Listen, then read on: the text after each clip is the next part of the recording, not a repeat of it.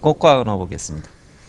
이 작품을 이해하기 위해서는 언어와 사고라는 언어와 사고에 대한 그 전통적인 두 가지 생각에 대한 그 간단한 배경 지식을 듣게 되면 이 작품의 접근은 간단히 이루어지게 될 것입니다. 먼저 이 배경 지식 설명을 듣고 작품 이해를 해보겠습니다. 다른 문학 작품에서 이 부분의 설명을 들으신 분들은 그 부분을 간략히 스킵하신 뒤에 곧바로 본문 설명에 들어가시면 될 겁니다. 설명 들어보겠습니다.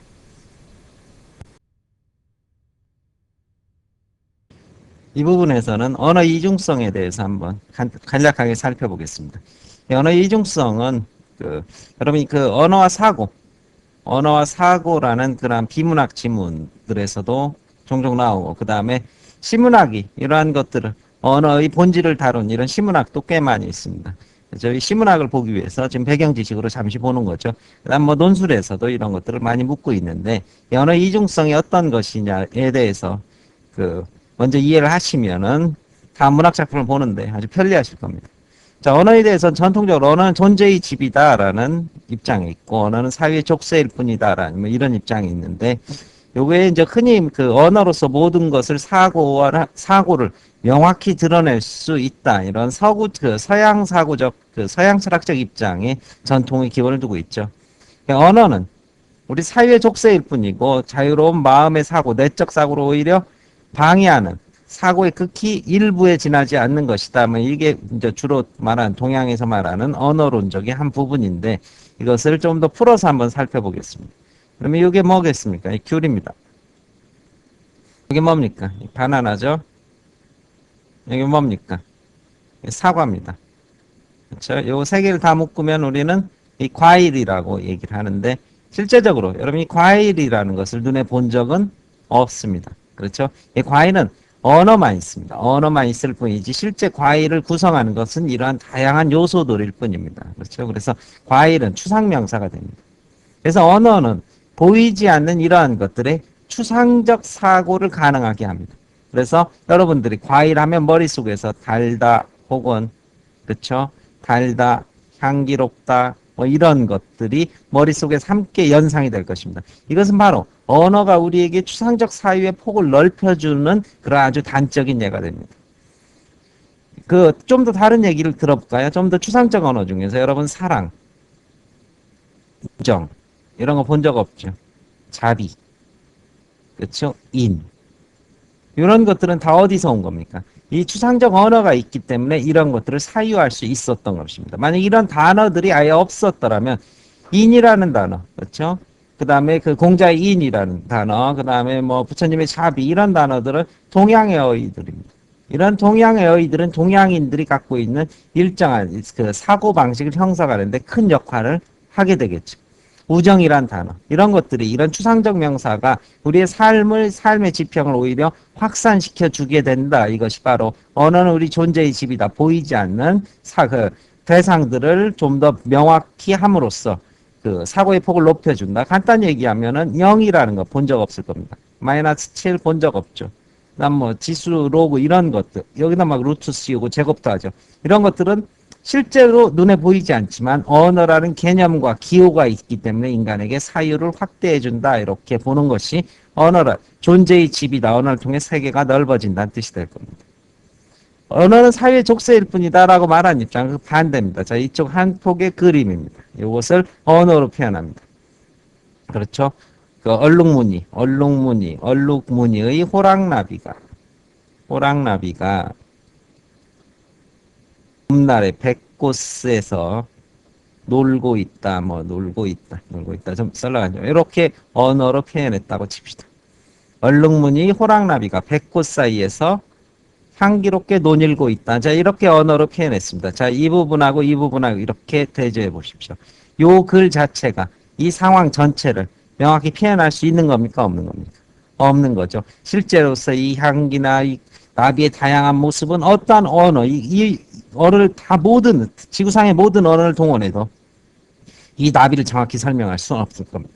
이것을 그저 지시한 한 부분일 뿐이지, 자칫 얼룩무늬 호랑나비가 백호 사이에 놀고 있대 이 구절만으로 본다면은 이것이 갖고 있는 봄날의 정치에 대해서 우리가 그 본질적인 이런 정치나 다양한 아름다움을 느낄 수 없을 것입니다. 따라서 언어는 사물을 가리키는 한 부분에 불과할 뿐 이것이 사물의 전체 본질을 절대 담을 수 없는 언어의 한계에 주목하고 있는 부분이 두 번째 그 사회의 족쇄일 뿐이다. 뭐 이렇게 얘기를 한 겁니다. 실제로 뭐 여러분들이 만약에 음악이나 그 미술 작품을 보고 그것에 대해서 한두 마디 말이나 이런 것으로 어떻게 음악의 감동, 그 다음에 뭐 예술 작품을 본 감동 이런 것들은 느낌으로써 우리가 그것을 공유하는 것이지 100마디, 1000마디의 논평이나 말로써 어떻게 그것을 설명할 수는 없을 겁니다. 예를 들면 나 자신에 대해서도 1000마디 말로 설명할 수는 없습니다. 수만 장, 수십만 장을 써도 상대와 사람에 대해 설명할 수 없습니다. 때로는 어떻게 직접 만나서 그의 접촉함으로써 감을 공유하고 정서를 공유할 때 이런 것들에 대한 이해가 가까워지는 것이지 언어로서 사물의 본질에 다가설 수는 없는 것이다. 이게 두 번째 입장이 될 것입니다. 자, 이것을 조금 더 간략하게 한번 정리를 해보겠습니다. 말이 없으면 이성도 없고 세계도 존재하지 않는다. 언어의 중요성입니다. 언어가 사유를 확대시킨다는 뜻이죠. 그래서 언어가 많아지면 많아질수록 그 사람의 생각도 깊어집니다. 그렇죠? 어린아이들은 루트, 뭐 로그 이런 개념을 모르기 때문에 이런 세계를 사고할 수 없게 됩니다. 언어의 다름이란 소리나 기호의 다름이 아니라 세계관 자체의 다름이다. 따라서 언어가 많을수록 뭐가 높아진다? 세계관이 확산된다. 이렇게 볼 것입니다. 언어가 곧 많아질수록 세계관. 그래서 더 많은 어휘를 쓸수록 더 넓은 세계관을 가지고 있게 될 것입니다. 훌륭한 음악과 미술을 보고 느끼는 감동의 전율. 이것은 언어가 아닌 사고의 본질적 사고의 중요성을 얘기하는 것 되겠죠. 그렇죠? 이런 것들은 한두 마디 언어로 섣불리 말할 수 있는 것이 아니다. 사고의 다양성의 폭이고 그 중에 언어는 사고의 아주 극히 일부에 지나지 않는다. 이쪽 1, 2번에서는 언어가 사고를 결정하고 지배하는 힘이 된다. 이렇게 될 겁니다. 인간의 사고는 언어에서 언어로서 언어를 통해 형성되는 것이다. 당연히 언어의 중요성을 말하게 될 것입니다. 울던 아이가 우유를 주면 울음을 그친다. 언어입니까? 사고입니까? 사고일 겁니다. 왜? 그 아이는 그 우유라는 뭐를 몰라도 언어를 몰라도 충분히 사고할 수 있다. 언어는 여러 가지 사고의 한 부분일 뿐이다. 그다음 전통적인 동양 사상입니다. 도라 말하면 도가 아니다. 그렇죠? 언어로서 사물의 현상을 말하게 되는 순간 그 사물의 본질을 담을 수 없다. 이런 사물을 한두 마디 말로 표현하는 순간 이미 우리는 활자 조각만 가질 뿐이지 활자 조각으로 이것을 바꿀 뿐이지 실제의 아름다움을 담아내기는 어렵다는 뜻입니다. 그래서 언어보다는 마음과 내면의 소통을 중시하는 동양적 세계관 이심전심이죠. 마음으로 주고받는다. 그 다음에 염화미소입니다. 염화미소. 그렇죠? 누구와 누구 얘기죠? 바로 부처와 가섭의 얘기입니다.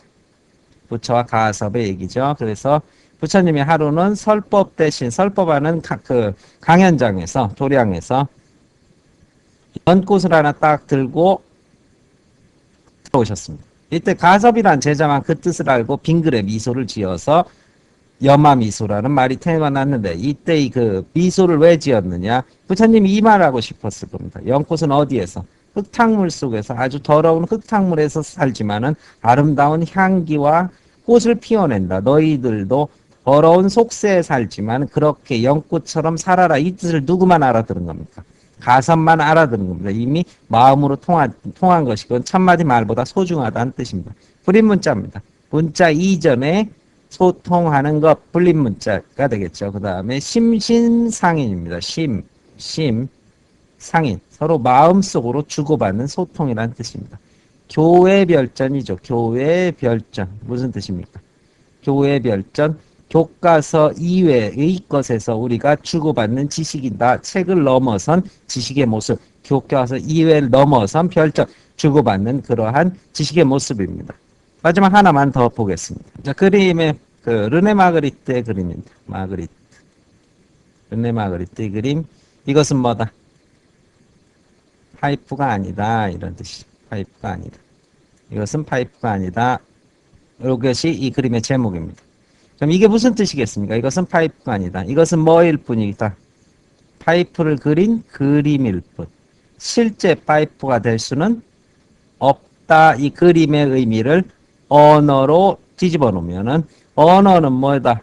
사물을 가리키는 기호에 불과할 뿐 실제의 사물은 될 수 없다. 그렇죠? 이것은 그걸 그려놓은 것일 뿐 실제 파이프 향기 갖고 있는 촉감과 질감 여러 가지 담배 냄새 이런 것들을 모두 다 담아내지 못하다. 언어는 기호에 불과할 뿐이다라는 이러한 그림의 주제가 될 것이고 이 르네 마그리트는 바로 그 서구에서 말하는 언어를 통해서 모든 것을 확실히 인식할 수 있다는 이러한 조금 더 넓히면 그런 근대적 과학적 그 세계관에 대한 반기의 한 부분으로서 그것에 대한 그 반발의 움직임으로서 담아낸 그림이고 이것은 오히려 전통적인 동양의 사고방식 바로 뭐다 언어의 한계를 자각한 동양의 사고방식이 오히려 이 그림의 작품 속에 담겨 있다고 볼 것입니다. 마칩니다. 이제 이 작품은 바로 언어가 있어야지 우리의 사고를 형상화할 수 있다. 언어가 우리 사고를 형상화하는 주된 도구가 된다라는 그러한 입장에 서 있다는 것을 알게 될 것입니다. 자, 언어는 꽃잎에 닿자 나비가 된다. 그렇죠? 언어로 사물을 어떻게 보다. 하나의 꽃잎에 닿자 나비가 된다. 사물의 본질이나 이러한 다양성의 모습들을 언어를 통해서 형상화할 수 있다. 이렇게 이해가 될 것입니다. 언어는 소리와 뜻이 찍힌 깃발처럼 펄럭이다가 쓰러진다. 언어는 때로는 사물에 대한 오해를 낳기도 한다. 소리와 뜻이 찍힌 깃발처럼 소리와 뜻이라는 것이 그것의 본질을 담지 못하고 찢어진 깃발처럼 펄럭이다가 쓰러진다. 오해를 낳고 왜곡을 일으키기도 한다. 꽃이 둘레에서 밀물처럼 밀려온 언어가 불꽃처럼 타다 꺼져도 언어는 또한 그 사물을 어떻게 지속적으로 설명할 수 없는 그런 한계를 지니게 된다고 해 사물은 끊임없이 변하게 되겠죠. 하지만 언어로서 그런 사물이 변하는 사물을 모두 설명할 수는 없을 것이다. 이 두 가지만 봤을 때는 언어의 한계가 이 작품에 마치 주된 주제처럼 보이게 될 것입니다.